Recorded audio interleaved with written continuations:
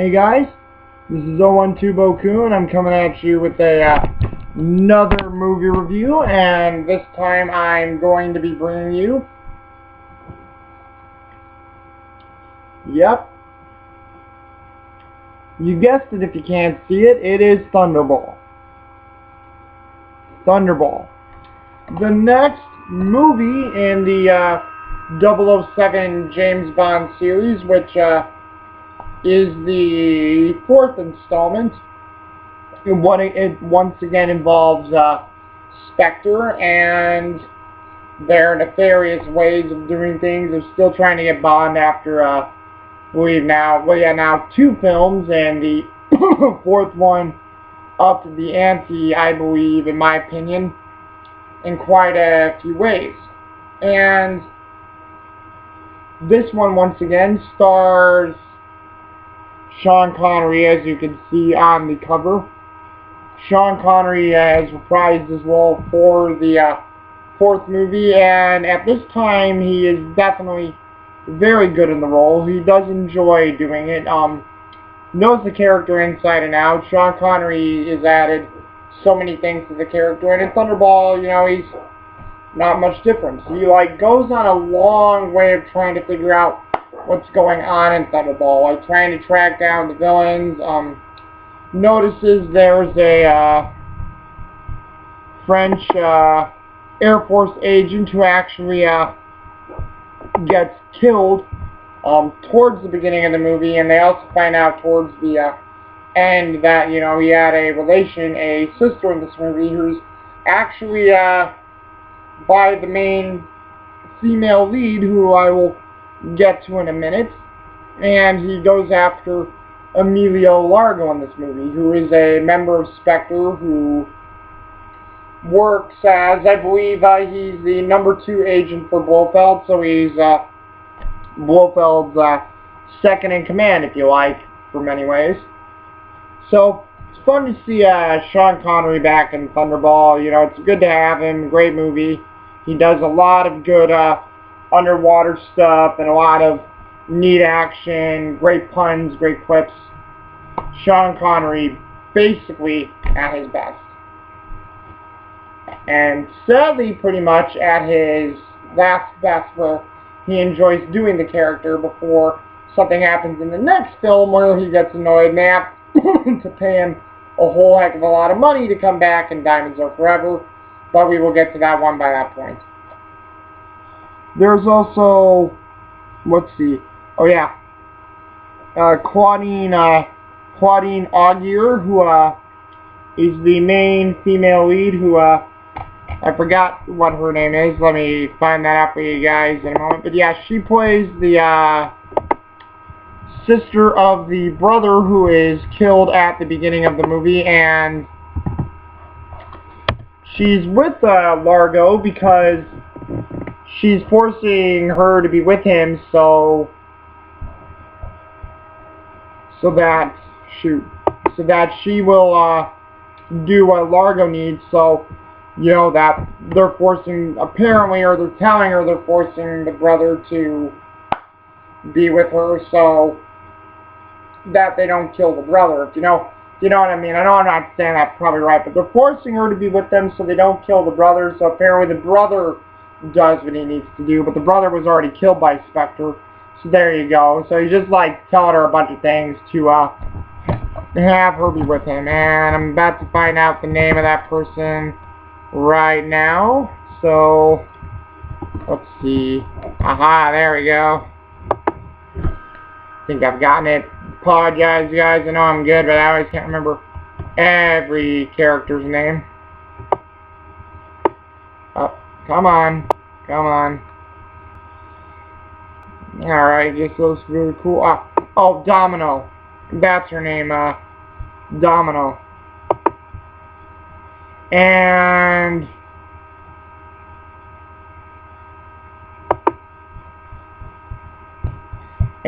Domino is just, forced to be with Largo, so Largo, trades her around, makes her as a trophy, and she hates it. She doesn't enjoy being with him.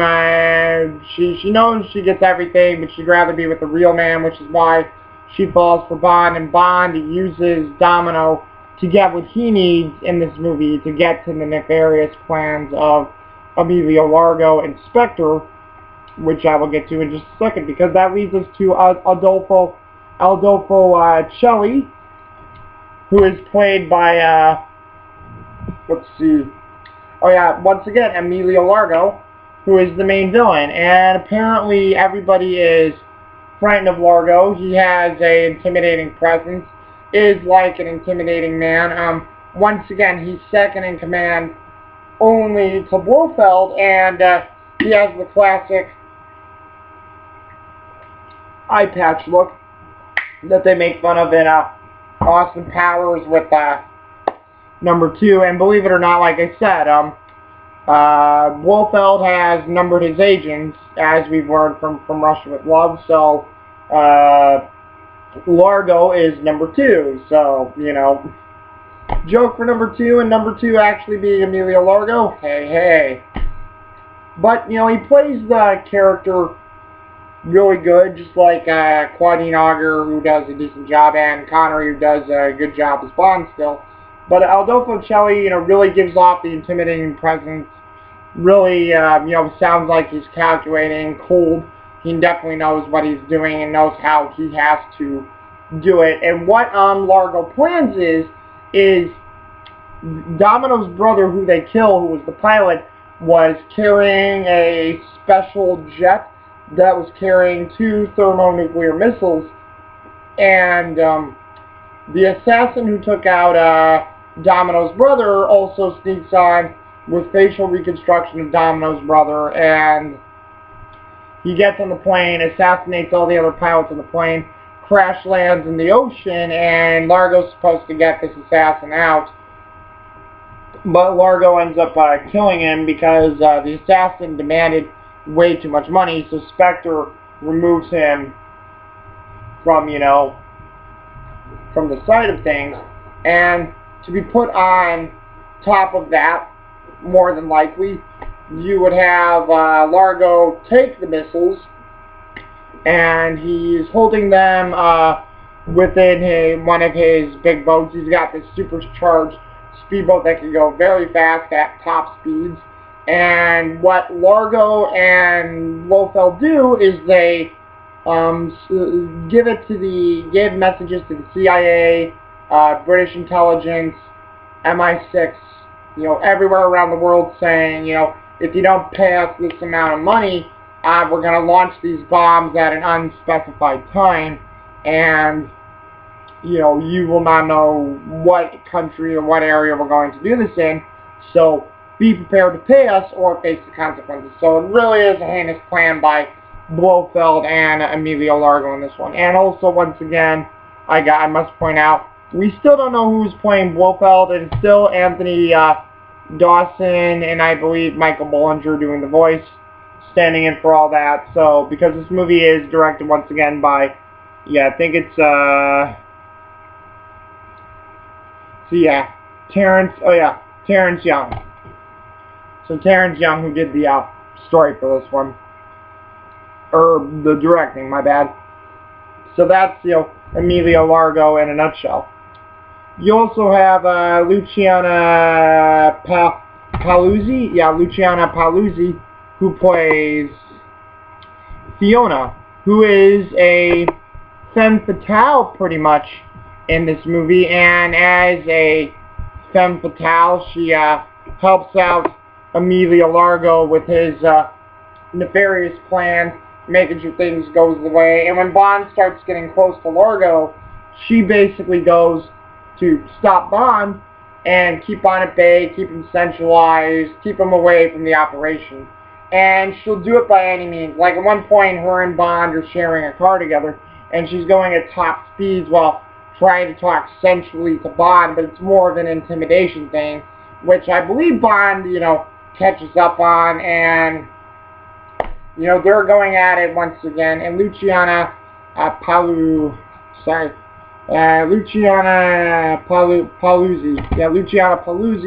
gave a great femme fatale vibe, and she's really good, devious, and charming all at the same time. So she did great in this movie too. There's also returning characters like once again Q being in this movie, Desmond Llewellyn doing a great job, Bernard Lee still as M, Lois Maxwell as Moneypenny, even though I think Lois Maxwell had once again a very shortened role for this movie. At the same time too, you also have Rick Van Nutter showing up as Felix Leiter, who did a good job. I liked Rick Van Nutter, liked his look, liked how he portrayed the character, put things into the perspective, and made it all go down good. I mean, Jack Lord is still my favorite Felix Leiter, but Rick Van Nutter did a really good job. I enjoyed what he was able to pull off with this movie. There's also, hold on, let's see. Not Rick Van Nutter. Oh yeah, Martine Beswick, who plays Paula. In this movie, she's an agent, a British agent who works with Bond in this film. And Martine Beswick, you probably won't remember her, but I'll mention what she did. She was one of the fighting gypsies in From Russia with Love, fighting to have the love of the other man that Bond decides and makes love to them both and, helps them out. And Martine Beswick plays a British agent in this movie that helps out Bond. And, she said she got a lot better at acting. She kept trying. Really enjoyed to be in another movie, and she had a lot of fun doing it. And, she plays a pretty good character. And I like Paula in Thunderball. She's a pretty fun, character. And she seems very honored to work with Bond. And, very straightforward, too. And let's see. The movie is once again written by Richard Maybaum, and believe it or not, John Hopkins. I'm going to probably say from John Hopkins University. So I'm thinking it's the same John Hopkins. And this film, was made with once again the biggest intention of the nuclear bomb and Spectre and Amelia Largo holding a hostage to launch either one of these two nuclear bombs at any major place in the world to cause chaos and havoc unless they were paid a huge amount of money. So there's the extortion angle in the end, and it's really well done. There's a lot of time and worry in this movie because Bond knows he has to find the bombs and stop them with his allies, but they're all trying to search for it. They don't know exactly where to look. Blofeld and Largo hold a lot of the keys. So there's a lot of great tension. Plus, in the meeting room. In the meeting room where they hold with the double O's and like one of the main Britton halls in MI6, I believe, they're all together overhearing Blofeld and what he wants to do with the bombs and the money he wants to be paid. You hear in the audio commentary, I believe it's from Terence Young, or it's from John Hopkins, one of the writers, where there's a female Bond, or not a female Bond, a female 00 agent sitting in one of the chairs in the conference meeting. Because they say when you look at it, there's about, I think they have 10 of the best secret agents, and out of all 10 of them, there's Bond and like all these 9 other guys, and one of the 9 people is a woman. So they introduce for a short little scene, and it's a quick one, but a female 00 agent, which I think was cool that we got to see one and that they did it. And like I say, if you're not paying attention to it, you'll miss it. And next time I'm going to search for it so I can also catch it and see it for myself, because I think that's cool that even though for however quick there was a female 00 agent in the 1960s and 1965 when the movie was made. But once again, it's great hard-edged score by Richard Maybaum and John Hopkins, and Terence Young directing his I believe his 3rd Bond movie.